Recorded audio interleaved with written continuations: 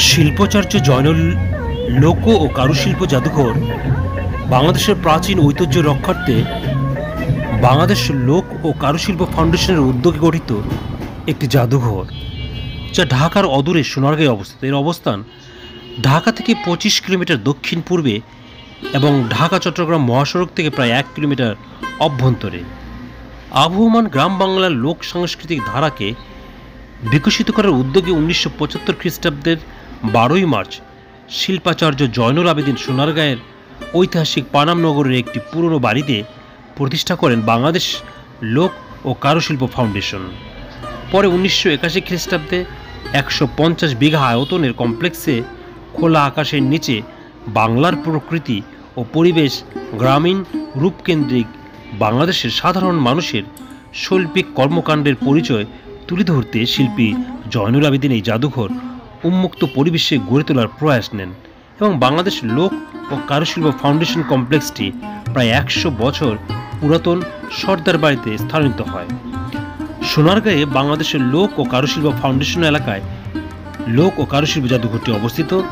এখানে স্থান পেয়েছে বাংলাদেশের অবহেলিত গ্রাম বাংলার নিরক্ষর শিল্পীদের হস্তশিল্প, জনজীবনের নিত্য ব্যবহার্য পণ্য সামগ্রী। এসব শিল্প সামগ্রীতে তৎকালীন প্রাচীন বাংলার ঐতিহ্যবাহী লোকশিল্পের রূপচিত্র প্রস্ফুটিত হয়। সর্দার বাড়িতে মোট 10টি গ্যালারি রয়েছে। গ্যালারিগুলোতে কাঠ খোদাই, কারুশিল্প, পটচিত্র ও মুখোশ, আদিবাসী জীবনভিত্তিক নিদর্শন, গ্রামীণ লোকজীবনের পরিবেশ, লোকজ বাদ্যযন্ত্র ও পোড়ামাটির নিদর্শন, তামা, কাঁসা, পিতলের নিদর্শন, লোহার তৈরি নিদর্শন, লোকজ অলঙ্কার সহ রয়েছে বহু কিছু। ভবনটির সামান্য পূর্বে রয়েছে লোকজ স্থাপত্য কলায় সমৃদ্ধ আধুনিক এক ইমারতে প্রতিষ্ঠিত জয়নুল আবেদিন স্মৃতি জাদুঘর। আপনারা ভিডিওতে জয়নুল স্মৃতি গ্যালারি দেখছেন। এই ভবনটিতে মাত্র 2টি গ্যালারি। এই 2টি গ্যালারির মধ্যে একটি গ্যালারি কাঠের তৈরি, যা প্রাচীন ও আধুনিক কালের নিদর্শন স্বরূপ। তাছাড়া বাংলাদেশের প্রাকৃতিক বৈশিষ্ট্য কাঠ থেকে বিভিন্ন কারুপণ্য তৈরি এবং সর্বশেষ বিক্রির সামগ্রিক প্রক্রিয়া অত্যন্ত আকর্ষণীয়ভাবে সুন্দর মডেল দিয়ে ফুটিয়ে তোলা হয়েছে। এই 2 ভবনের বাইরে রয়েছে পাঠাগার, documentation centre, seminar hall, canteen, কারুমঞ্চ, গ্রামীণ উদ্যান ও বিভিন্ন রকমের বৃক্ষ, মনোরম লেকের মাঝে ঘুরে বেড়ানোর জন্য নৌবিহার, মৎস্য শিকার সুন্দর ব্যবস্থা ও পঙ্খিরাজ নৌকা। সময় এবং সুযোগ পেলে এই দৃষ্টিনন্দ জায়গাটি ঘুরে দেখবেন। এর পাশেই রয়েছে পানাম সিটি, সেটিও আপনাদের ভালো লাগবে। এক্সপ্লোর বিউটি বাংলাদেশ, বাংলাদেশের আনাচে কানাচে ছড়িয়ে থাকা সকল সৌন্দর্য আপনাদের সামনে তুলে ধরে। পানাম নগরীর সুন্দর সোনারগাঁও জাদুঘর থেকে 1 কিলোমিটার দূরেই রয়েছে পানাম নগর জাদুঘর। আরও অনেক ঐতিহাসিক স্থাপনা রয়েছে, চাইলে সেই জায়গাগুলি আপনারা ঘুরে দেখতে পারেন। শিল্পাচার্য জয়নুল ও লোককারু জাদুঘর ঢাকা থেকে 25 কিলোমিটার দক্ষিণ পূর্বে এবং ঢাকা চট্টগ্রাম মহাসড়ক থেকে প্রায় 1 কিলোমিটার অভ্যন্তরে। আপনারা কারু জাদুঘরের বিভিন্ন লোকেশন দেখছেন। সময় এবং সুযোগ পেলে পানামনগর দেখবেন। লোক ও কারুশিল্প জাদুঘর পানামনগরী থেকে মাত্র 1 কিলোমিটার দূরত্বে রয়েছে লোক ও কারুশিল্প জাদুঘর। ঢাকার গুলিস্তান থেকে দোয়েল, স্বদেশ কিংবা বোরাকের বাস আপনারা সোনারগাঁয়ে যেতে পারেন এবং সেখান থেকে আপনারা পানাম এবং সোনারগাঁ জাদুঘর দেখতে পারবেন। আগেই বলা হয়েছে পানাম নগর বা পানাম সিটি বাংলাদেশিদের কাছে হারানো নগরী হিসেবে সুপরিচিত। ঢাকার পার্শ্ববর্তী নারায়ণগঞ্জ জেলার সোনারগাঁও থানায় ঐতিহাসিক পানাম নগর অবস্থিত। 15 শতকে ইশাখা সোনারগাঁয়ে বাংলার প্রথম রাজধানী স্থাপন করেন। সোনারগাঁয়ের প্রায় 20 বর্গ কিলোমিটার এলাকা জুড়ে গড়ে উঠেছে এই নগরী। 2006 সালে ওয়ার্ল্ড মনুমেন্ট ফান্ডের তৈরি বিশ্বের ধ্বংসপ্রায় 100টি ঐতিহাসিক স্থাপনার তালিকায় পানাম নগর স্থান পায়। পানাম নগরীর চতুর্দিক থেকে পঙ্খিরাজ খাল দিয়ে ঘেরা। পঙ্খিরাজ খাল মেনিখাদি নদ নামে মেঘনা নদীতে মিশে গিয়েছে। পানাম নগরের পূর্ব দিকে রয়েছে মেঘনা নদী আর পশ্চিম দিকে শীতলক্ষা। এই নদীপথেই মসলিন রপ্তানি হতো। পানাম নগরীর প্রবেশ পথে আছে বিশাল গেট। সূর্যাস্তের সাথে সাথে এই গেট বন্ধ করা হতো। বর্তমানেও কোনো দর্শনার্থী সন্ধ্যার পর পানাম নগরীতে অবস্থান করতে পারে না। পানাম নগরীর বিভিন্ন স্থাপনার নির্মাণ শৈলীতে রয়েছে ভিন্নতার ছাপ। তৎকালীন ধনিক শ্রেণীর এই নগরীর প্রতিটি দালানে রয়েছে অপূর্ব কারুকার্য ও আভিজাত্যের ছোঁয়া। নগরীর বুক চড়ে চলে যাওয়া রাস্তার দুপাশে রয়েছে প্রায় 52টি ভবন। মূল রাস্তার উত্তর দিকে 31টি এবং দক্ষিণ দিকে 21টি ভবন রয়েছে। এই ভবনগুলো কোনোটি একতলা, কোনোটি আবার 2 বা 3 তলা বিশিষ্ট। নগরীর অভ্যন্তরে আবাসিক ভবন ছাড়াও মসজিদ, গির্জা, মন্দির, মঠ, নাচঘর, চিত্রশালা, পান্থশালা, খাজাঞ্চি। Close till I get up. Time is barely on our side.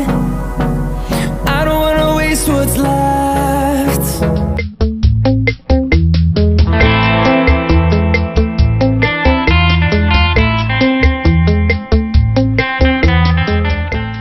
পনেরো শতকে ঈশা খাঁ সোনারগাঁয়ে বাংলার প্রথম রাজধানী স্থাপন করেন। সোনারগাঁয়ের প্রায় 20 বর্গ কিলোমিটার এলাকা জুড়ে গড়ে ওঠে এই পানাম নগরী।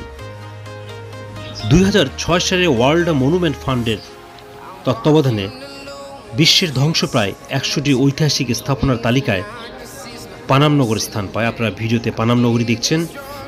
পানাম নগর বা পানাম সিটি বাংলাদেশিদের কাছে হারানো নগরী হিসেবে সুপরিচিত। ঢাকার পার্শ্ববর্তী নারায়ণগঞ্জ জেলার সোনারগাঁও থানায় ঐতিহাসিক পানাম নগর অবস্থিত। পানাম নগরী চতুর্দিক থেকে পঙ্খিরাজ খাল দিয়ে ঘেরা। পঙ্খিরাজ খাল মেনিখালী নদ নামে মেঘনা নদীতে মিশে গিয়েছে। পানাম নগরীর পূর্ব দিকে রয়েছে মেঘনা নদী আর পশ্চিম দিকে শীতলক্ষা। এই নদীপথেই মসলিন রপ্তানি হতো। পানাম নগরীর প্রবেশপথে আছে বিশাল গেট। সূর্যাস্তের সাথে সাথে এই গেট বন্ধ করা হতো। বর্তমানে কোনো দর্শনার্থী সন্ধ্যার পর পানাম নগরীতে অবস্থান করতে পারে না। পানাম নগরীর বিভিন্ন স্থাপনার নির্মাণ শৈলীতে রয়েছে ভিন্নতার ছাপ। তৎকালীন ধনিক শ্রেণীর এই নগরীর প্রতিটি দালানে রয়েছে অপূর্ব কারুকার্য ও আভিজাত্যের ছোঁয়া। নগরীর বুক চিরে চলে যাওয়া রাস্তার দুপাশে রয়েছে প্রায় 52টি ভবন। মূল রাস্তার উত্তর দিকে 31টি এবং দক্ষিণ দিকে 21টি ভবন আছে। এই ভবনগুলো কোনোটি একতলা, কোনোটি আবার 2 তলা বা 3 তলা বিশিষ্ট। নগরীর অভ্যন্তরে আবাসিক ভবন ছাড়াও মসজিদ, গির্জা, মন্দির, মঠ, নাচঘর, চিত্রশালা, পান্থশালা, খাজাঞ্চিখানা, দরবার কক্ষ, পুরনো জাদুঘর, গোসলখানা ও গুপ্ত পথ রয়েছে। এছাড়া 400 বছরের টাকশাল বাড়ি ও ইস্ট ইন্ডিয়া কোম্পানির তৈরি নীলকুঠি এখানে দেখতে পাওয়া যায়। পানাম নগরী থেকে মাত্র 1 কিলোমিটার দূরে রয়েছে লোক ও কারুশিল্প জাদুঘর। লোক ও কারুশিল্প জাদুঘরের প্রবেশপথে শিল্পাচার্য জয়নুল আবেদিনের একটি ভাস্কর্য রয়েছে। জাদুঘরে মোট 11টি গ্যালারিতে দুর্লভ ঐতিহ্যের নিদর্শন সংরক্ষিত রয়েছে। গ্যালারিগুলিতে নিপুণ কাঠ খোদাই করা জিনিস, মুখোশ, নৌকার মডেল, পোড়ামাটির নিদর্শন, জামদানি ও নকশিকাঁত ইত্যাদি স্থান পেয়েছে। সুতরাং পানাম নগর বেড়াতে গেলে সোনারগাঁ জাদুঘরটি ঘুরে দেখবেন। এছাড়া রয়েছে পাশেই গোয়ালদি মসজিদ,